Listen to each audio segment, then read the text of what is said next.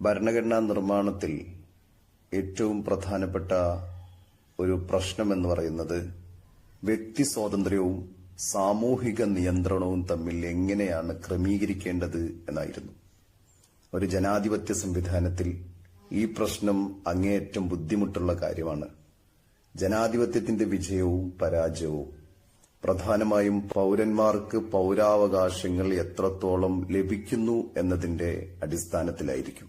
ഏതൊരു ജനാധിപത്യ രാജ്യവും വ്യക്തിയുടെ വ്യക്തിത്വത്തിന്റെ പരമാവധി വികസനം ലക്ഷ്യമിടുന്നുണ്ട്. ഈ വ്യക്തിത്വം അവന്റെ സ്വാതന്ത്ര്യവുമായി അഭേദ്യമായി ബന്ധപ്പെട്ടിരിക്കുന്നു. അതിനാൽ നിലവിലുള്ള ഭരണകൂടത്തെ തന്നെ അപകടത്തിലാക്കാതെ പരമാവധി സ്വാതന്ത്ര്യം ഉറപ്പാക്കാൻ എല്ലാ ജനാധിപത്യ രാജ്യവും പൂർണ്ണ ശ്രദ്ധ ചെലുത്തേണ്ടതുണ്ട്. ഈ ആവശ്യത്തിനായി സ്വീകരിച്ച പൊതു ഉപാധി അവരവരുടെ രാജ്യങ്ങളിൽ ഭരണഘടനയിൽ മൌലികാവകാശങ്ങൾ ഒരു ലിസ്റ്റ് ഉൾപ്പെടുത്തുകയും ആ രാജ്യത്തെ ഭരണകൂട അധികാരങ്ങളുടെ ലംഘനങ്ങളിൽ നിന്നും മറ്റു എല്ലാവിധ ലംഘനങ്ങളിൽ നിന്നും മനുഷ്യർക്ക് അവകാശങ്ങൾ ഉറപ്പു നൽകുക എന്നതാണ് ഭരണഘടനകളിൽ മൌലികാവകാശങ്ങൾ നിലനിർത്തുക എന്നതിന്റെ ഉദ്ദേശം. ഇതാണ് ഏതൊരു രാജ്യത്തിന്റെയും ഏതൊരു ജനാധിപത്യ രാജ്യത്തിന്റെയും ഉദ്ദേശം. മൌലികാവകാശങ്ങൾ എന്ന ആശയം ഭരണഘടനയിൽ ഉൾപ്പെടുത്തുന്നതിന്റെ പ്രധാനപ്പെട്ട ലക്ഷ്യമെന്ന് പറയുന്നത് ഇതാണ്. മനുഷ്യരുടെ, അവിടെയുള്ള പൗരന്മാരുടെ അവകാശങ്ങൾ സംരക്ഷിക്കുക എന്നതാണ്. ഇന്ത്യയിലെ മൌലികാവകാശങ്ങളെക്കുറിച്ചാണ് നമ്മൾ ഇനി വിശദമായി പറയാനിരിക്കുന്നത്.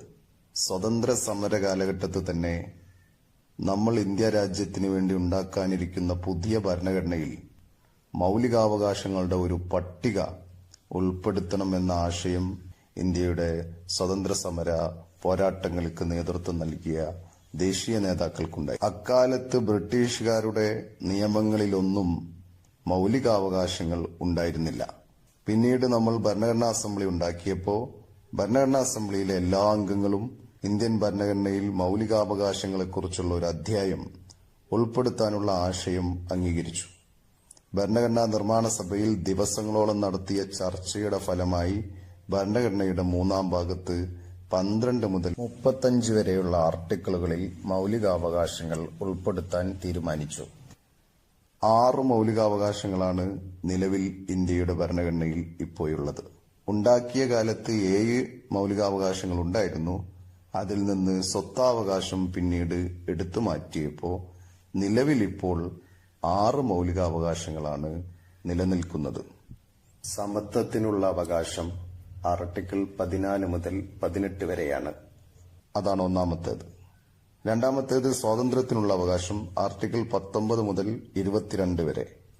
മൂന്നാമത്തേത് ചൂഷണത്തിനെതിരെയുള്ള അവകാശം ആർട്ടിക്കിൾ 23, 24. നാലാമത്തേത് മതസ്വാതന്ത്ര്യത്തിനുള്ള അവകാശം ആർട്ടിക്കിൾ 25 മുതൽ 28 വരെ.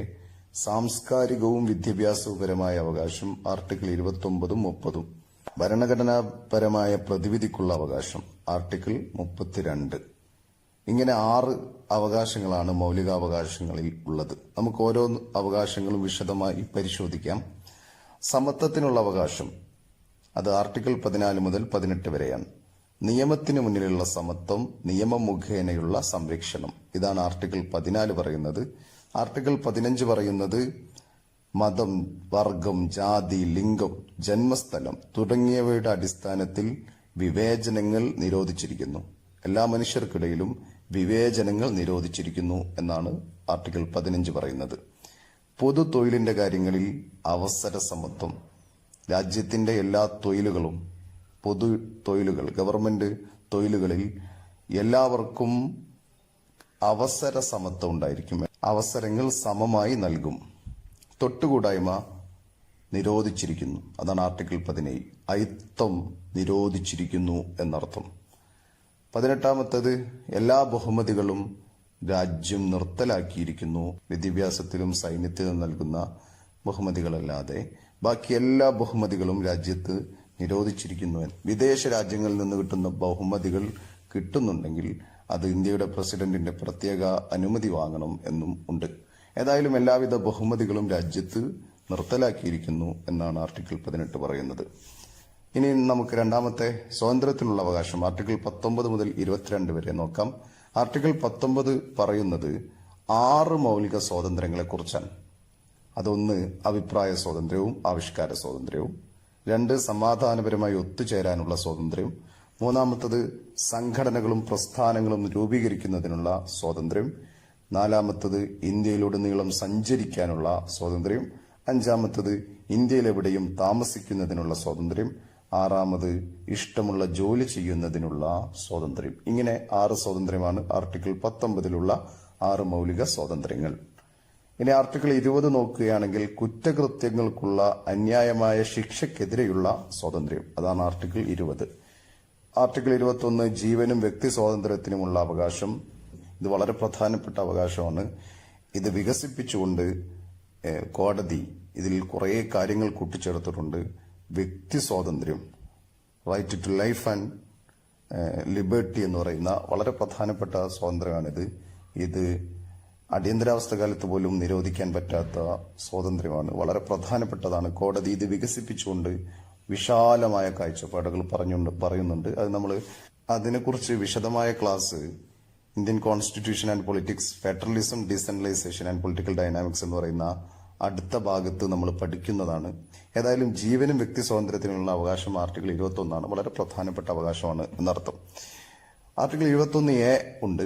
അത് 6നും 14നും ഇടയിൽ പ്രായമുള്ള കുട്ടികൾക്ക് സൗജന്യവും സാർവത്രികവുമായ വിദ്യാഭ്യാസം ഉറപ്പുവരുത്തുന്നതാണ് ആർട്ടിക്കിൾ 21A എന്ന് പറയുന്ന ആർട്ടിക്കിൾ. ആർട്ടിക്കിൾ 22 അന്യായമായ അറസ്റ്റിനും തടങ്കലിനും എതിരെയുള്ള സംരക്ഷണമാണ്. നമ്മൾ ഇനി അടുത്ത അവകാശം നോക്കുകയാണെങ്കിൽ അത് ചൂഷണത്തിനെതിരെയുള്ള അവകാശമാണ്. ആർട്ടിക്കിൾ 23ഉം 24ഉം ചൂഷണത്തിനെതിരെയുള്ള അവകാശത്തെക്കുറിച്ചാണ് പറയുന്നത്. ആർട്ടിക്കിൾ 23 പറയുന്നത് നിർബന്ധിതമായി തൊഴിലെടുപ്പിക്കുന്നതിനെയും അടിമത്തവും മനുഷ്യക്കടത്തും നിരോധിച്ചിരിക്കുന്നു. നിർബന്ധിത തൊഴിലെടുപ്പിക്കുന്നതിനെയും അതുപോലെ അടിമപ്പണിയെയും മനുഷ്യക്കടത്തിനെയും നിരോധിച്ചിരിക്കുന്നു എന്നാണ് ആർട്ടിക്കിൾ 23 പറയുന്നത്. ആർട്ടിക്കിൾ 24 പറയുന്നത് ബാലവേല നിരോധിച്ചിരിക്കുന്നു എന്നാണ്. ഇനി നമ്മൾ നോക്കുന്നത് മതസ്വാതന്ത്ര്യത്തിനുള്ള അവകാശമാണ്. ആർട്ടിക്കിൾ 25 മുതൽ 28 വരെയുള്ളത് മതസ്വാതന്ത്ര്യത്തിനുള്ള അവകാശമാണ്. ഇഷ്ടമുള്ള മതം സ്വീകരിക്കുന്നതിനും പ്രചരിപ്പിക്കുന്നതിനുമുള്ള സ്വാതന്ത്ര്യമാണ് ആർട്ടിക്കിൾ 25 ആർട്ടിക്കിൾ 26 മതപരമായ കാര്യങ്ങൾ കൈകാര്യം ചെയ്യുന്നതിനുള്ള സ്വാതന്ത്ര്യമാണ് ആർട്ടിക്കിൾ 26 മതപരമായ കാര്യങ്ങൾക്ക് നികുതി നൽകേണ്ടതില്ല എന്നാണ് ആർട്ടിക്കിൾ 27 പറയുന്നത്.